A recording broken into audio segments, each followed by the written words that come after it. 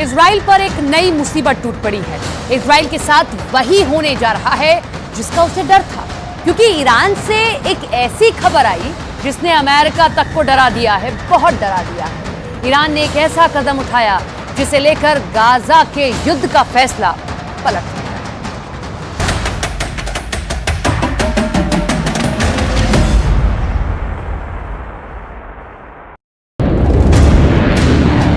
Iran का बम फटेगा तो Israel ऐसे काउंटर करेगा।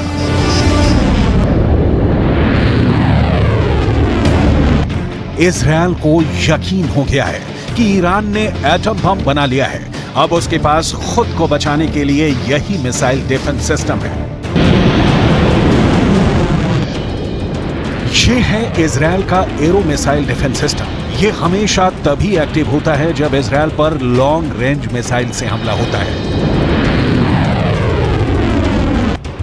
एरो सिस्टम ने इजराइल को यमन से फायर की गई बैलिस्टिक मिसाइल से बचाया, लेकिन क्या यह सिस्टम अब ईरान के एटम बम से बचा पाएगा?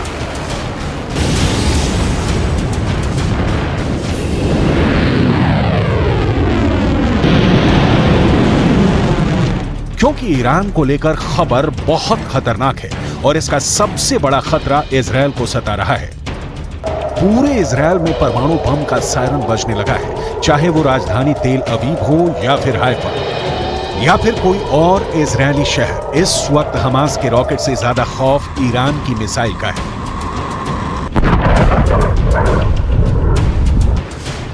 क्योंकि अब उसमें परमाणु बम भी फिट हो सकता है। अमेरिका दावा कर रहा है कि ईरान के पास अब इजराइल तक पहुंचने वाली मिसाइल भी है और उसमें लगाने के लिए एटम बम।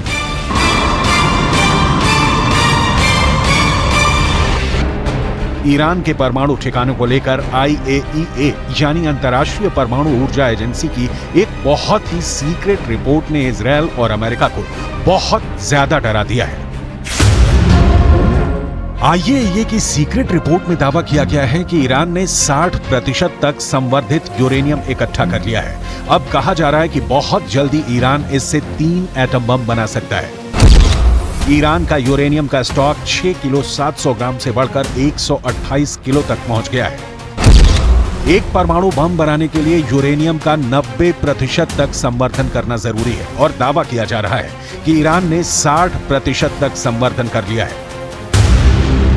हालांकि 90% तक संवर्धन करने और बम बनाने में उसे कई महीने लग सकते हैं, यानी ईरान अब परमाणु बम बनाने के बहुत करीब है। ऐसे दावे इजराइल और अमेरिका लगातार करते रहे हैं। इजराइल ने हमेशा कहा है कि वो ईरान को परमाणु बम नहीं बनाने देगा।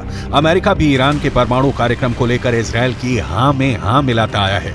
इस वक्त पूरा पश्चिम एशिया बहुत बड़े युद्ध के बीच सुलग रहा है। ईरान से लेकर इजराइल और तुर्की से लेकर सऊदी अरब, गाजा पट्टी में हो रही बमबारी ने पूरे अरब वर्ल्ड को बारूद के ढेर पर बैठा दिया है।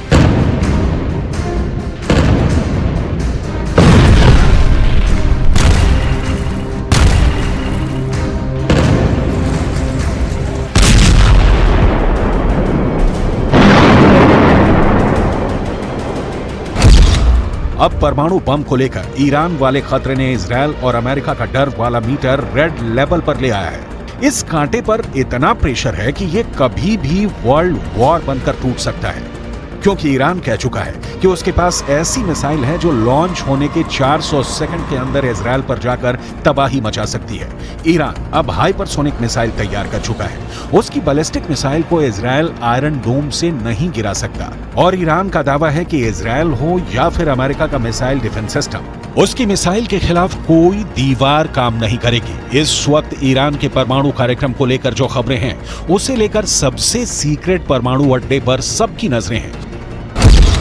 अभी ईरान ने 6 स्पॉट पर न्यूक्लियर रिएक्टर लगाए हुए हैं, लेकिन इनमें से 2 अहम साइट है। पहली जगह है नतांज और दूसरी जगह है फोर्डो। यहाँ है अंडरग्राउंड न्यूक्लियर साइट, जहाँ ईरान सबसे ज्यादा गुणवत्ता के यूरेनियम संवर्धन करता है। ज्यादा बेहतर क्वालिटी यानी बम बनाने के लिए बेहतर यूरेनियम ईरान के परमाणु प्रोजेक्ट की प्रोग्रेस रिपोर्ट के तौर पर सैटेलाइट तस्वीरें भी जारी हो चुकी हैं। ये नातान्ज न्यूक्लियर साइट की 2002 की तस्वीर है। 2002 से 2020 तक इस साइट का ईरान ने बहुत विस्तार किया है। वहीं फोर्डो वाले न्यूक्लियर साइट की पहली सैटेलाइट तस्वीर 2009 में सामने आई थी। यहाँ भी 2002 से 2020 तक ईरान ने काफी काम आगे बढ़ाया है। दावा किया जाता है कि ईरान सबसे अधिक यहीं यूरेनियम संवर्धित कर रहा है।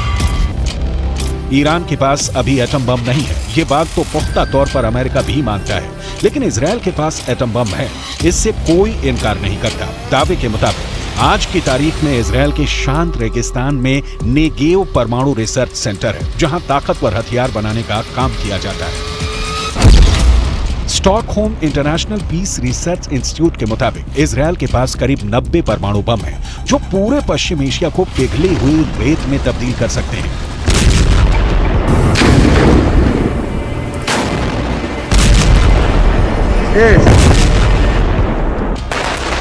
गाजा में बमबारी के दौरान इजरायल के मंत्री ने परमाणु बम इस्तेमाल करने की भी सलाह दी, जिसे बाद में नेतन्याहू ने खारिज कर दिया। लेकिन इसी बयान से साफ हो जाता है कि इजरायल जिस बम को छुपाने की कोशिश कर रहा है, वो भी दुनिया के लिए बड़ी तबाही की वजह बन सकता है। और अब ईरान के परमाणु कार्यक्रम को लेकर ये दुश्मनी और खतरनाक हो जाती है।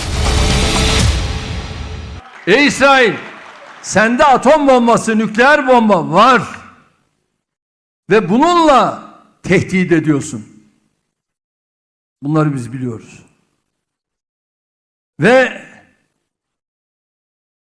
artık ecelin geliyor. İstediğin kadar nükleer bombaya sahip ol. Israel और ईरान एक दूसरे के सबसे बड़े दुश्मन हैं।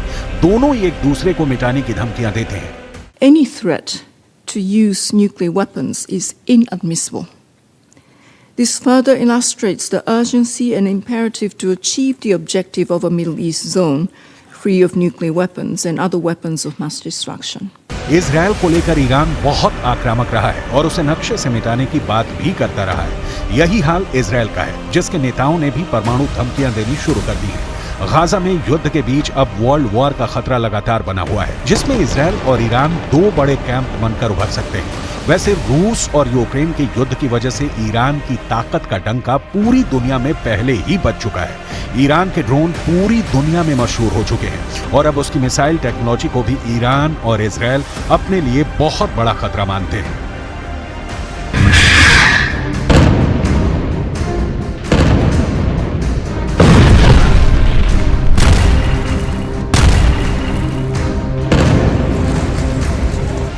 ईरान अब अपनी इसी ताकत को दिखाकर अमेरिका और इजरायल दोनों को चैलेंज कर रहा है। हालांकि इजरायल से पहले उसने अमेरिका के फौजी अड्डों को अपने टारगेट पर ले लिया है।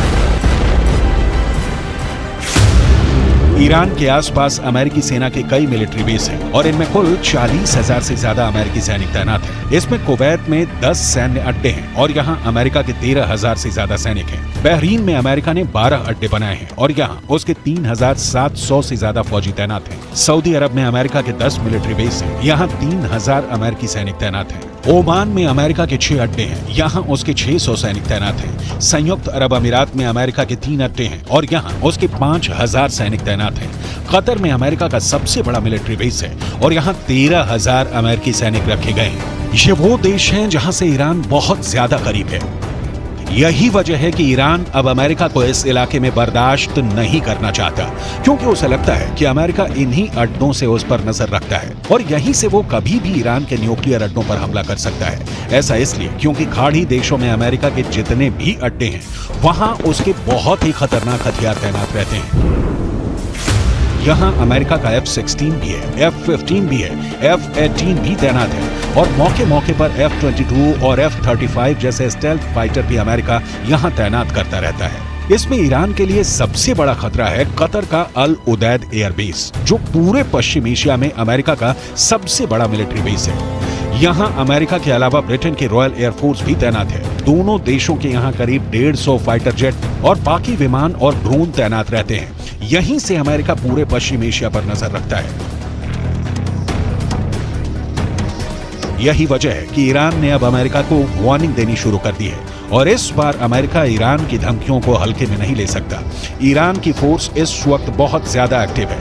फारस की खाड़ी से लेकर अरब सागर तक जितना भी इलाका है, यहाँ ईरान का खास दबदबा रहता है। अमेरिका की नौसेना यहाँ तैनात रहती है, लेकिन ईरान पर नजरें रखना और किसी भी वक्त युद्ध के लिए तैयार रहना उसके लिए जरूरी हो गया है।